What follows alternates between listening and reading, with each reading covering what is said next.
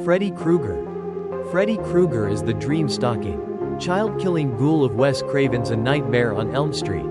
A burnt man with a glove full of knives and a PhD in psychological warfare. He doesn't haunt dreams, he owns them. Mortgages them out to fear itself. Freddy isn't just a slasher villain. He's the ultimate violation of boundaries, your bed, your sleep, your sanity, all repossessed by a man who laughs while skin peels. His whole aesthetic is one big trauma joke, striped sweater, fedora, skin like a candle left on too long. He's the horror genre's first influencer, feeding off attention, jokes, and teenage panic. You think you're safe if you wake up? Wrong. Freddy's entire thesis is the body doesn't matter if the mind breaks first. Every claw swipe says, "You made me. I'm the monster built from every adult lie you swallowed." Craven wrote him as America's subconscious after the suburban dream turned rancid, molesters, hypocrites, the buried guilt of adults who burn their sins alive and think fire fixes everything. Freddy comes back with that same flame under his skin and says, "Guess what? Guilt doesn't burn away, it just changes clothes." He's the id with punchlines, the death drive with a laugh track. In every sequel he mutates, from night demon to game show host to cultural meme. But always that same undertone. What if nightmares had agency? What if your fear got bored and started doing stand-up comedy? Freddy is horror's court jester, cracking jokes while your reality collapses. Sleep is supposed to heal. Freddy turned it into a battlefield. Nancy Thompson. Nancy Thompson is the first and only person in Springwood who looked at the unkillable dream demon and said, "Okay, fine, then I just won't sleep." That's not bravery. That's pure adolescent defiance weaponized into metaphysics. Nancy is the template, the final girl before the trope became a hashtag. She's not perfect, not destined, not blessed by divine luck. She's exhausted. She's peeling wallpaper off the walls of her own sanity, patching it back together with caffeine and rage. Every adult around her says, "It's just a dream," and she looks them dead in the eye like, "Yeah, that's the problem." Her whole arc is rebellion against the anesthesia of adulthood. Her mother drinks the truth away, her father drowns it in authority. Nancy sees Freddy not as a monster but as a symptom, a rotting secret given claws. She decides, fine, if the system won't help, she'll take the fight into the dream herself. Every action is desperation disguised as innovation. Coffee pots under the bed, booby traps in the living room, sheer willpower in place of therapy. Nancy doesn't conquer Freddy by killing him, she strips him of his audience. "You're nothing," she says, denying him fear. And it works, for a second, because that's the rule no one remembers. Monsters die when you stop believing in them. But so does everything else. She comes back later in Dream Warriors. Older, quieter, the way survivors always do. Haunted but trying to teach others how to survive too. Freddy kills her. Of course, he has to. The machine of horror can't allow wisdom to win. But Nancy lives anyway. In every tired heroine who refuses to lay down. She's the prototype for resistance that never sleeps. Dream Warriors. Dream Warriors is the nickname for the band of broken kids in A Nightmare on Elm Street 3 who decide, collectively, that if they're going to die in their sleep, they might as well die armed with imagination. Every single one of them is institutionalized, medicated, dismissed as hysterical. The way society locks up its prophets because their nightmares are too vivid. But the twist? The asylum isn't just a hospital. It's Freddy's buffet. Every bad dream tastes like chemical sedation and teenage despair. He eats it like popcorn. The Dream Warriors aren't heroes in the cape sense. They're more like malfunctioning dream architects. Taryn conjures punk rebellion. Will becomes a wizard. Kristen literally flips through realities, and every one of those powers is just trauma rebranded as superpower. The dream realm is a sandbox, but it's booby-trapped by Freddy's sarcasm. He mocks their coping mechanisms and then turns them into weapons against them. Oh, you want to fly? Let's see how you crash. You want to be beautiful? Let's see how much flesh you'll trade for that. But the point isn't that they lose, it's that they try. The film is the closest the series ever gets to sincerity, kids reclaiming agency inside their trauma. Therapy disguised as fantasy, teamwork as survival tactic. It's a metaphor wearing combat boots and eyeliner. Freddy kills most of them anyway. Because of course he does. Hope makes better meat. But dream warriors gave horror a new vocabulary. It whispered that maybe the dreamscape could be more than a torture chamber. Maybe it could be a revolution. The nightmare wasn't the monster anymore, it was the refusal to wake up. And for a brief, flickering moment, Freddy wasn't the only god in the dream world. Springwood. Springwood is a nice place. Tree-lined streets, white fences, neighbors who smile with their teeth but never with their eyes. It's the kind of town where the air smells like disinfectant and denial. Springwood is the real villain. Freddy is just its confession, made flesh. It's the suburb that swore to protect its children and then barbecued a man alive because the law didn't give them permission to feel safe. It's every American neighborhood that's ever buried its guilt under manicured lawns. Think about it. Everyone in town knew. They just don't talk about it. The parents whisper. The kids dream. The cops shrug. That's the ecology of repression. Every layer of reality conspires to gaslight itself. The nightmares aren't supernatural. They're communal hallucinations born from generational guilt. You can smell it in the air, like rot under fresh paint. Every adult in Springwood walks around like they're underwater. Alcohol, denial, exhaustion. They built their comfort on an unmarked grave and called it home. Freddy isn't invading their dreams, he's their karma with a laugh track. You burn a man alive, and the smoke doesn't just go away. It lingers. It finds a way back into your lungs, into your kids' dreams.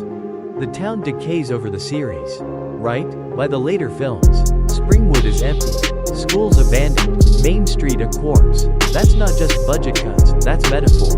The collective dream collapses when nobody believes in the lie anymore. Springwood becomes a ghost suburb haunted by the echo of everything's fine. Freddy doesn't need help. He already has Ohio. Dream logic. Dream logic isn't a rulebook, it's a dare. Freddy's playground runs on the kind of logic that laughs at logic. That turns your own brain against you. You fall up, clocks bleed, the phone licks your face. Welcome to REM sleep is designed by an arsonist. The thing people miss is that Freddy doesn't create the dream world. You do. He just edits it, like a cruel director who keeps rewriting your script mid-scene. That hallway that never ends? That's your avoidance. The door that won't open? That's your guilt. Freddy just walks in and adds a punchline. Dream logic is what happens when trauma takes over storytelling. The narrative bends to anxiety. You're late. You're lost. You can't scream. Freddy loves that because the moment you start to rationalize, you've already lost. Rationality is his favorite chew toy. You say, but that can't happen. He says, oh, can it? And suddenly your veins are puppet strings and your best friend is wallpaper. It's not random, it's surgical. Dreams aren't chaos, they're therapy sessions without consent. Every nightmare is a secret trying to confess itself. Freddy just forces you to listen. He's not a dream demon. He's a psychoanalyst with a knife glove. The more you resist, the more the dream warps. Try to run? Gravity betrays you. Try to wake up? The dream just pretends you did. That's the horror. Control is an illusion. Freddy's world is your mind at its most honest. Stripped of narrative structure and given the freedom to scream. When people say, it's just a dream, they're lying. The dream is the truest part of you. Freddy just happens to live there rent-free. The boiler room. The boiler room is Freddy's cathedral. His birthplace. His playground. His confession booth. Every slasher has their shrine. This one's made of rust and echoes. It's always wet down there, metal sweating, pipes groaning, steam hissing like a snake that remembers it used to be human. The boiler room is where Freddy was burned alive, which means it's also where he was baptized. It's hell by way of blue-collar America, industrial purgatory with bad lighting. The kind of place OSHA wouldn't even audit because the walls themselves are screaming union violations. Every time we descend into that iron labyrinth, we're walking into someone's subconscious guilt. The place smells like hot metal and old secrets. The camera tilts. The shadows move wrong. The pipes form faces if you stare too long. It's not a location. It's a mood. It's what despair looks like when it clocks in for the night shift. But here's the thing. The boiler room is honest. The rest of Springwood pretends. With its cul-de-sacs and kitchens, the boiler room doesn't bother. It knows it's hell and leans into it. Every clang is a confession. Every hiss a reminder that something still burns beneath the town's skin. Freddy treats it like a comedy stage, appearing in bursts of flame, cracking jokes, slicing through victims like he's rehearsing for a roast special. But the real horror is how the boiler room mirrors every industrial graveyard we've built. Factories, furnaces, places where labor goes to die. It's America's underbelly, grease, fire, guilt, and profit all mixed together. Freddy's just the shift supervisor. You can't escape it because it's not just his hell. It's ours. It's every place we've abandoned, every sin we've buried under machinery. The boiler room hums like a heart that forgot how to stop beating. The glove. The glove isn't just a weapon, it's a signature. It's the kind of idea you don't just invent. You confess. A leather work glove, welded with 4 blades across the fingers. Handmade by a man who wanted to turn touch into torture. It's so stupidly simple it becomes divine. Every other slasher went for knives, machetes, chainsaws. Freddy built his murder out of craftsmanship. That glove isn't store-bought, it's artisanal horror. Each finger a serrated reminder that pain can be custom-made. When Freddy flexes it, it's not about killing, it's about performance. He taps the blades against pipes, drags them across walls, lets them sing. It's foreplay, not battle. The sound is the real weapon. That metallic shriek that tells you your dream just got personal. The glove doesn't just cut, it introduces. It says, this isn't random, you were chosen. Psychologically, it's obscene. Hands are supposed to create, to hold, to comfort. Freddy's hand does the opposite, it makes the act of creation violent. The glove is the anti-human gesture, a parody of care. Every scratch says, see what love did to me? And it's tactile horror. You can feel it even watching from the couch. Because deep down, everyone's afraid of hands that don't mean well. The glove's genius is that it turns intimacy into threat. You can't shake hands with Freddy, you'll bleed gratitude. When he scrapes it against steel, you know what that sound really is? The noise of a boundary breaking, between dream and body, between fear and fascination, between killer and comedian. That's the sound of reality realizing it's optional. It's not just a glove, it's a symbol of control. Freddy doesn't have to chase you, he can just tap. And you'll wake up screaming because you heard it in your bones. Meta Freddy. Meta Freddy is what happens when the joke realizes it's in on itself. When the monster looks into the camera and says, I know you're watching, and that's why I'll never die.